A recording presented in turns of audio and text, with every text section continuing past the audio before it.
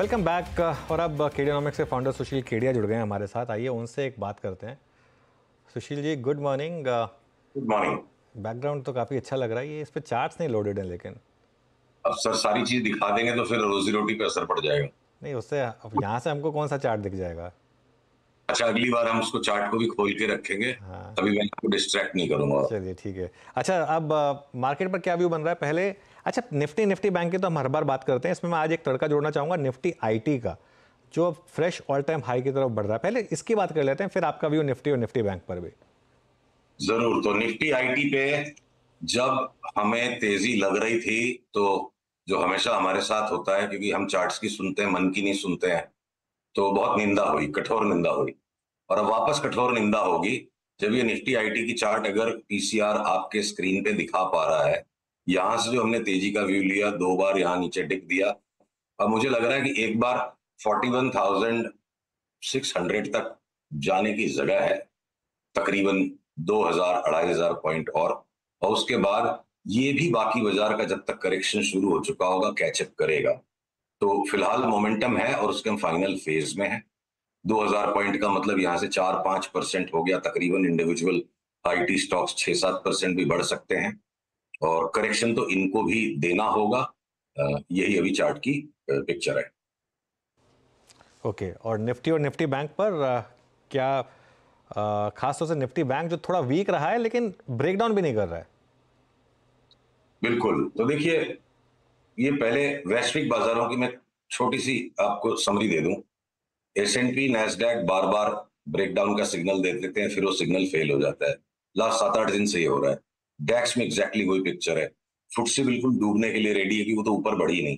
तो जिन दो बाजारों ने बिल्कुल स्पष्ट सिग्नल दे दिए कि उनका टॉप हो गया और वो तगड़ा पावरफुल टॉप बन गया, निकेई में और कॉस्पी में। तो जो रस्सा खींच चल रही है बुल बेयर्स के बीच में, निफ्टी बैंक निफ्टी में ही नहीं है, ये यूरोप और अमेरिका के भी मार्केट में, पूरा वर्ल्ड इस वक्त एक असमंजस में है। मार्केट्स एक्सट्रीमली ओवरबॉट हो चुके हैं सारी जगह और वो सेल ऑफ आ नहीं रहा है। तो अर्ली बेयर्स को जो बाजार थका रहा है, उस परिप्रेक्ष्य में अगर पीसीआर दोबारा से, कृपया निफ्टी की चार्ट जो डेली चार्ट में आपको दिखा रहा हूं, ये देखिए दो कन्वर्जिंग लाइंस के बीच में है। पोस्ट इलेक्शन क्रैश के बाद मार्केट ने जो बड़ा एक रिबाउंड दिया 3 ही दिन में, उसके बाद बड़े शनय शनय जो ऊपर बढ़ रहा है। अब ये एक टर्मिनल ट्रायंगल पैटर्न बन रहा है। जब तक ये नीचे की लकीर को नहीं तोड़ेगा, हम इसको ले नहीं सकते। और बार बार ऊपर की लकीर ये जो करीब करीबन बहुत स्लो बढ़ रही है निफ्टी, तो ऊपर भी 24,900 तक की जगह संभव है। 24,900 आएगा, इस धारणा पे व्यापार करना समझदारी नहीं होगी। तो 24,990 के ऊपर निकल जाए, यानी 25,000 के ऊपर निफ्टी निकल जाए, तो फिर वो गाना बजाना पड़ेगा, होनी को अनहोनी कर दे हमारा अकबर एंथोनी। माने मुझे नहीं लगता है कि 25,000 के ऊपर निफ्टी जाए। और ये जिस दिन भी अब उसके पहले पहले 24,500 तोड़ देगी तो हम शॉर्ट सेल कर देंगे। तो देखिए, जो ऑलरेडी वीकनेस है, इस वीकनेस में ये वीकनेस भी बहुत धीमी वीकनेस आई, क्योंकि बाकी निफ्टी का भी प्रेशर है। तो ये लोअर टॉप सा बना रहा है बैंक निफ्टी। बेयर्स के लिए भी कोई आसान नहीं रहा है इस मार्केट में बेच के कमाना। बुल्स ने तो डेफिनेटली बैंक निफ्टी पैसा खोया है। अब ये लोअर टॉप बन रहा है, जहां निफ्टी की तेजी गल जाएगी और निफ्टी घटना शुरू हो जाएगी, तो मेरा अनुमान है कि बैंक निफ्टी रफ्तार से तब घटेगी। मान लीजिए आज का भी जो इंट्राडे लो है, ये अगर तोड़ देता है तो बैंक निफ्टी जोर से गिरना शुरू हो सकती है।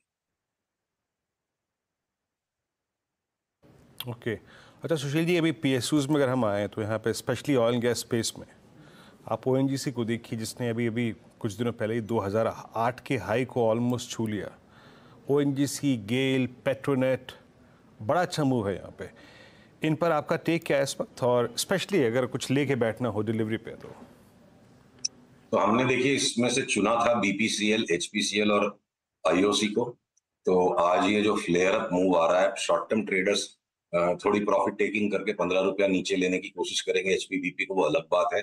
पर जो जो हमने हमारे क्लाइंट्स में से जो निवेशक हैं जो ट्रेडिंग नहीं करते हैं, देखिए बीपीसीएल की इस चार्ट को, हमारा फोरकास्ट आपके साथ भी शेयर्ड है कि हम 370-75 तक की चाल बीपीसीएल में देखते हैं अगले महीने 20 दिन में। अभी तक तो खाली शेयर बाजार की तेजी के कोरिलेशन पर ये स्टॉक्स परकअप हो रहे हैं, बीइंग लैगार्ड्स। ऑयल का सेल ऑफ अभी तक आना बाकी है। तो क्रूड का जब सेल ऑफ आएगा, तो मेरी best picks oil and gas majors में से ऑयल मार्केटिंग कंपनीज ही होंगी। चार्ट भी और फंडामेंटल्स भी उन्हीं के सबसे बेहतरीन बनेंगे जब भी ऑयल का सेल ऑफ हम वेट कर रहे हैं आएगा। बाकी के भी स्टॉक जो ट्रेंड के हिसाब से चल रहे हैं, पर हमारी top 3 picks HP, VP, IOC, इस पर हम फोकस्ड रहेंगे। Irrespective of Nifty sell off beginning और नॉट, हम इनकी तेजी अभी आईटी की ही तरह बरकरार रखेंगे। सब चीज अलग अलग है। अच्छा सुशील जी, आज जाने अनजाने एक बात फिर शुरू हो गई और वो है रेट कट्स को लेकर। यूएस से बातचीत आई और आज मैं स्क्रीन पर जब कुछ रेट सेंसिटिव्स को देख रहा था तो उसमें बड़ा मूव लिया रियल स्टेट ने। Look at Godrej properties all time high 3377। जो डीएलएफ लगभग मेरे ख्याल से मार्च, अप्रैल, मई, जून, जुलाई एक साइडवेज मूव में था, स्लाइटली विद नेगेटिव बायस, आज वो भी मूव देता हुआ। Real estate plus real estate ancillary, इसमें क्या अच्छा है चेस करने लायक और क्या अवॉइड कर रहे हैं आप? हम यहाँ पर एक अलग स्टांस लेके बैठे हैं। उसके दो कारण हो सकते हैं। हमने इस रियल एस्टेट सेक्टर में पिछले 2 साल में बहुत सारे 5 बैगर्स खाए। तो जब आप बहुत मोटी मलाई खा लो तो आपको छाछ फूंकने में डर लगता है। तो हो सकता है हम साइकोलॉजिकली बायस्ड हैं, बिल्कुल संभव है। पर मैं अगर प्योर चार्ट रीडिंग पर भी उतरूं तो अब रियल एस्टेट के स्टॉक्स में, जिसको वो बोलते हैं ना छेल्ली चाल, मतलब लास्ट लास्ट की मूव लगती है, तो मैं मिक्स नहीं करना चाहता रेट्स के व्यू पे और already extremely richly valued and extremely overbought real estate की चार्ट्स को मैं रेट के व्यू पे मिक्स नहीं करना चाहता। तो रेट का व्यू राइट भी हो सकता है, रॉन्ग भी हो सकता है। अगर पीसीआर ये चार्ट दिखा पा रहा है यूएस 10 ईयर रेट को, तो देखिए रेट्स मेरे हिसाब से बढ़ेंगे। रेट कट की बातें आती हैं जाती हैं। चार्ट का व्यू ये है कि जब तक 4.1 के नीचे नीचे ना जाए, वापस यूएस रेट्स को एटलीस्ट 5.1 पे एक बार आना है। तो वो हमारा रेट्स का भी व्यू मैच नहीं हो रहा है और इंडिपेंडेंट चार्ट रीडिंग पे रियल एस्टेट के फ्रॉथ में अब फंसाने लायक हमारे पास एडिशनल रुपए नहीं है। बाकी जगह मोटा पैसा बन रहा है, पैसे सारे वहीं जमा हो गए। सुशील जी, कोई ढंग का रॉकेट स्टॉक बताइए, जी टी एन डी जैसा नेक्स्ट वन। अनु चार्ट्स कुछ हैं ऐसी तैयार जिन पर वैसा रंग ढंग बन सकता है, पर एक बार ओवरऑल मार्केट के टॉपी नेचर को देखते हुए हमने इंटरनली भी वो कॉल नहीं दी और सबसे पहला अधिकार हमारे पे मास्टर्स, हमारे सब्सक्राइबर्स का है। तो with a sense of responsibility और maybe an extreme caution I may be suffering from, मैं थोड़े से वो मल्टी बैगर कॉल्स को कुछ दिनों के लिए, सप्ताह 10 दिन के लिए, 15 दिन के लिए पोस्टपोन रखना चाहता हूँ। तो बजट के बाद जब मिलेंगे तब बात करेंगे उनकी, तब 2 हफ्ते बाद। बिल्कुल। ओके, लेकिन कुछ हिंट, मतलब किस स्पेस में है आइडियाज? देखिए जो चीजें कम चली हैं, ज्यादा उन्हीं के अंदर में बड़ी मूव्स आएंगी।